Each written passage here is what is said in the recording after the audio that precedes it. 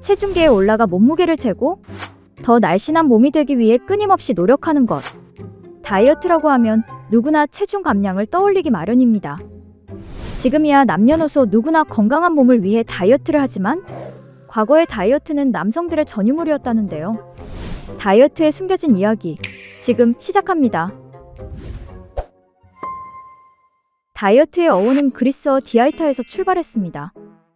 요즘처럼 날씬한 몸을 목표로 했던 말이 아니라 건강한 삶을 위한 생활 방식을 뜻합니다. 고대 그리스인은 영혼과 육체의 조화를 강조했는데요. 이러한 가치관을 그리스 교육 공간에서도 찾아볼 수 있죠.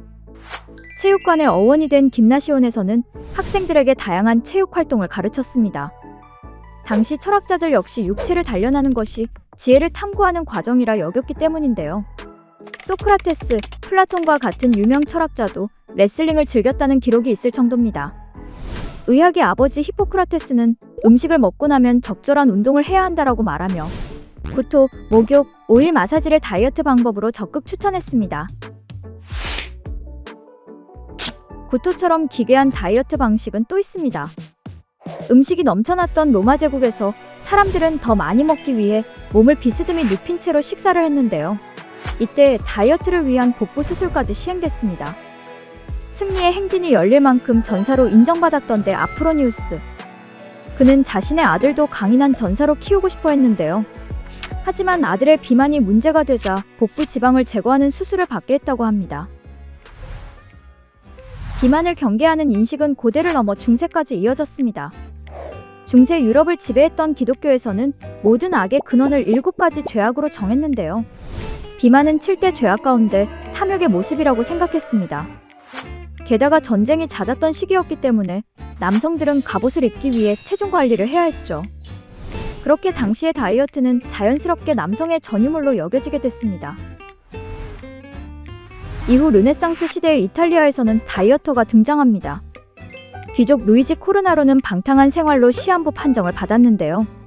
상태가 나아지지 않자 모든 약을 끊고 하루 57g의 음식과 340ml의 물만 섭취하는 식단을 시작합니다. 극단적인 다이어트의 결과 몸 상태가 눈에 띄게 좋아져 91살까지 장수했습니다. 그리고 또 한 명의 다이어터 산토리오는 거대한 저울과 연결된 의자에서 생활하며 체중 변화를 측정했다고 합니다. 시간이 흐르며 인류는 산업혁명이라는 큰 변화를 맞이합니다. 산업혁명은 생산성을 높여 식탁을 풍족하게 만들었고, 이전에는 육체노동을 하는 남성을 우선으로 소비되던 식량이 여성과 아이를 포함한 가정 전반에 분배되기 시작했죠. 그리고 결핵치료제가 등장하면서 마른 몸에 대한 거부감도 점차 사라지게 됩니다. 그렇기에 필요한 양 이상을 먹어서 생기는 비만과 그 체중을 다이어트로 감량하려는 것은 지극히 근대의 산물이라고 볼 수 있죠. 그럼 우리가 알고 있는 다이어트는 언제 시작되었을까요? 영국의 윌리엄 벤팅은 저탄수화물 식단을 통한 체중 감량법을 소개한 책을 출간해 벤티니즘이라는 유행을 불러일으켰습니다. 그리고 미국에서는 호레이스 플래처가 제안한 꼭꼭 씹어먹는 식사법이 큰 인기를 끌었죠. 이런 흐름이 이어지며 19세기 무렵, 지금 우리가 아는 마른 몸을 위한 다이어트 개념이 자리 잡게 됩니다. 비만에 대한 부정적 인식이 깊어진 시기도 바로 이때입니다. 기성복이 등장하면서 사람들은 이미 만들어진 옷에 자신의 몸을 맞춰야 했습니다. 뿐만 아니라 공공체중계가 보급되면서 몸무게를 재는 일이 일상이 되었는데요. 사람들은 점차 자신의 체중을 의식하기 시작했고, 여러 사람 앞에서 몸무게를 드러내는 것에 부담을 느끼게 됐습니다.